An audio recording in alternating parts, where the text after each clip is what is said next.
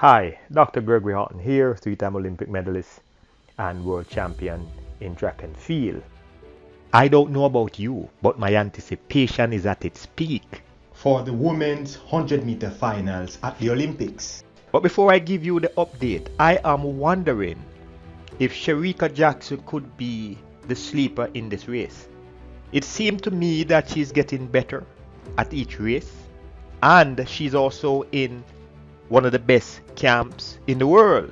So we can fairly say that her preparation is something that we should take into consideration. So this video is not about Shericka Jackson and whether or not she can be victorious in the 102. The evidence is pretty clear that she is fitter than before, she is more aggressive than before, and she clearly exudes more confidence than before.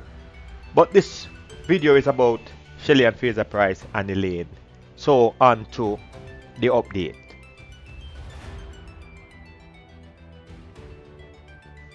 Now, one of the reasons I want to give this update because I know you two are anxious about the outcome, and we are all speculating that if there is an upset, we would hope that it is a Shericka Jackson upset.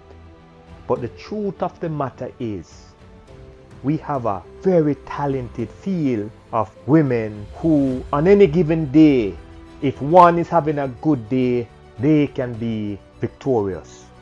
So I don't know about you, I'm a little bit anxious.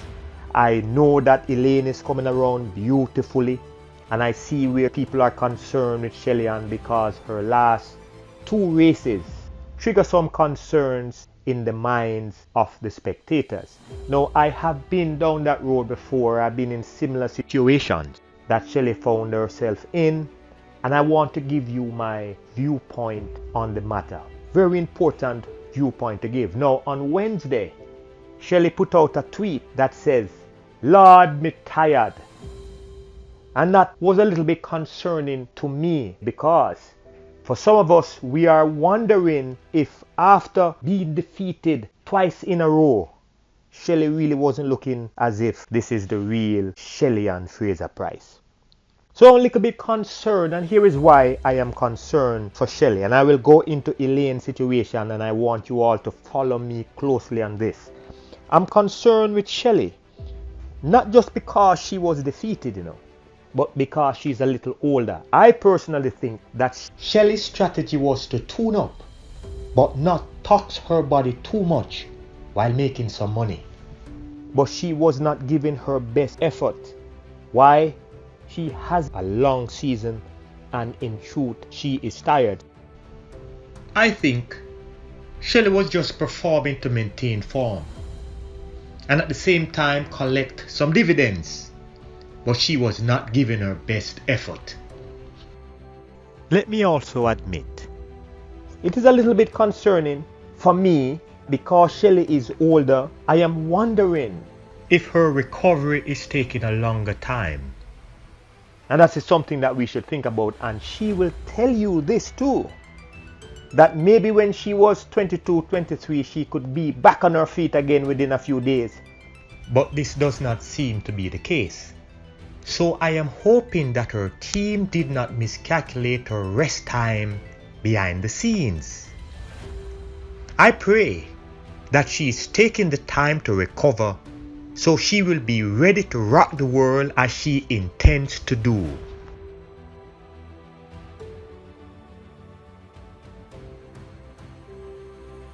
Now let's look at Elaine. Now when you compare the two athletes, they are totally different.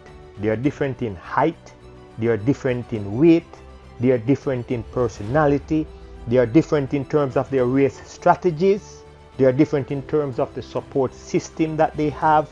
They are also different in the way they cope with pressure. And the thing about it too is that both are at different stages in their athletic career. So here is why I'm a little bit concerned with Elaine's situation. I've said it before in the previous video that if Elaine is to come out and dominate the 100 and the 200 in Tokyo, her management team must take care in how they plan her race. Now, what some of the audience may not know, it is not just the competition alone that may cause you to feel tired, but the amount of traveling that you do, because as athletes you move from one village to the next, one city to the next. You take trains, you take buses, you take airplanes, and by traveling with your luggage, it too can wear you down over time. You're missing out on sleep, you're also missing out on good training sessions. So these are some of the things that may affect both ladies. But here is why I'm concerned with Elaine. The last two races that she ran, even though she was victorious, which is a very good thing, she also looked extremely tired her last race. And that is concerning to me, because in Elaine's situation, you don't want Elaine to lose her confidence in any way. And if Elaine starts to feel too tired, I wonder how will it affect her mentally. And this is something that we need to look at. I've also said that because of the Achilles tendon situation, that she has to be careful as to how she selects her races, because any little wear and tear or stress on that area can cause that tendon to be inflamed. And if it is inflamed, it may affect her ability to perform at her best. But the good thing is, she won her last 3 previous races, which means that she is going in Tokyo feeling confident that she is on a winning streak. My hope is that Elaine is going into the Olympic Games physically ready, thinking clearly, thinking critically, with nothing in her mental space to cause her not to execute her perfect race. So I am hoping that Elaine is physically ready. She can take these 2 weeks to fully recover. In regards to Shelly Ann, in her situation, she has 3 weeks to recover. And I also think that is a part of Shelly's strategy. She is aware that 2 weeks might not be enough to get her to fully recover, so she took that extra week. I am hoping that in this case, Elaine running a few days ago, that it will give her enough time to fully recover. I wish them all the best. We all will support them wholeheartedly. But just know this, the sprint finals will not be a walk in the park, but a sight to behold.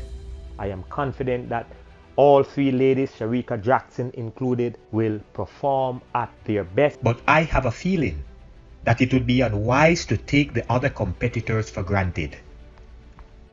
If something goes wrong, we may and can have an upset. Let me see your thoughts in the comment section. Thank you very much for listening. I am Dr. Gregory Horton. Have a blessed day.